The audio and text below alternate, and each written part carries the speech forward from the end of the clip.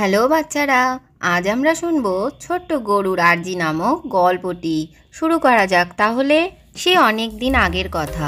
নদীর ধারে একটি গরু তার বাছুরকে নিয়ে থাকতো। বাছুরটি ছিল তার নয়নের মণি, আর বাছুরটির মা তার কাছে ছিল সবকিছু বেশ ভালোভাবেই চলছিল। তবে একদিন সন্ধেবেলা ঘটে গেল এক দুর্ঘটনা। সেদিন গরু তার বাছুরটিকে এক জায়গায় রেখে ঘাস খেতে গেল বনের মধ্যে। তখনই তার সামনে চলে এলো এক ভয়ঙ্কর বাঘ। সে কি করবে কিছুই বুঝে উঠতে পারছিল না। শুধু মনে পড়ছিল তার বাছুরটির কথা। ভয়ে যেন তার বুকটা ভেঙে গেল, কিন্তু সে ভয় না পেয়ে সাহস দেখিয়ে বাঘকে বলল, বাঘ মহারাজ, আমাকে এখন যেতে দিন। আমি কাল সকালে ঠিক আপনার সামনে হাজির হব। আমার একটি ছোট ছানা আছে, ওকে আমি দুধ খাইয়ে এসেই আপনার সামনে চলে আসব। তখন আপনি আমাকে খেয়ে নেবেন।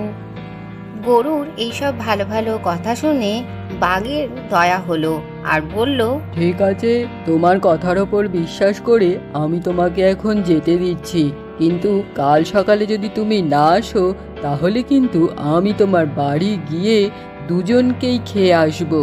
আপনি মহান হুজুর, তাই আমাকে ছেড়ে দিয়েছেন। আমি কাল সকালে ঠিক আপনার সামনে চলে আসব। আমার কথার খিলাফ আমি করব না। কাল সকালে কিন্তু সঠিক সময় এখানে চলে এসো।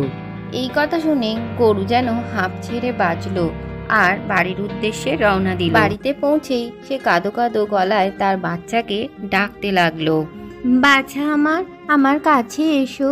কাল থেকে তুমি আর আমায় দেখতে পাবে না। এসো, আমার দুধ খেয়ে যাও।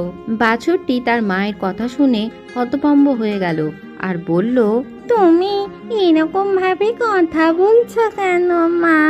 আমার তো খুব ভয় করছে। এইরকম কথা তো আগে কোনোদিন তোমার মুখ থেকে শুনিনি মা।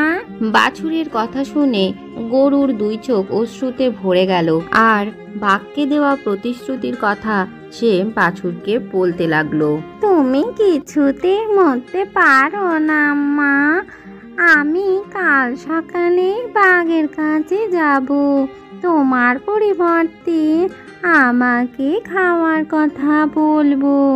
এই কথা শুনে গরুর খুবই কষ্ট হলো এবং সে বাছুরকে বলল, না না বাছা, আমি তোমাকে কিছুতেই বাঘের মুখে ঠেলে দিতে পারি না। তোমাকে বাঁচতেই হবে। এইভাবে দুজনের মধ্যে কথা চলতে চলতে রাত পেরিয়ে ভোর হয়ে গেল এবং বাছুরটি সকাল হতে না হতেই লাফ দিয়ে চলল আগে আগে। গরুর আগেই ছুটতে ছুটতে সে পৌঁছে গেল বাঘের কাছে। বাঘ মহারাজ, আমার মাকে খাবেন না। আমার মায়ের বদলে আমাকে খেয়ে নিন। আমার মাংস তো খুবই নরম আর সুস্বাদু। তাড়াতাড়ি করুন, আমি আমার মায়ের জন্য কিছু করে দিতে চাই। ঠিক তখনই সেখানে গরু পৌঁছে গেল আর বলতে লাগলো, না হুজুর না, ওকে খাবেন না। ওর মাংস খুবই কম। ওকে খেয়ে আপনার পেটও ভরবে না, তাই ওকে ছেড়ে দিন হুজুর। আমার প্রতিশ্রুতি অনুযায়ী আপনি আমাকেই খান। গরু ও বাছুর দুজনেই মরতে ভয় পাচ্ছে না দেখে বাঘ একটু আশ্চর্যই হলো আর মনে মনে বলল, সবাই তো মরতে ভয়ই পায়, কিন্তু এরা দুজন ভয় পাচ্ছে না কেন?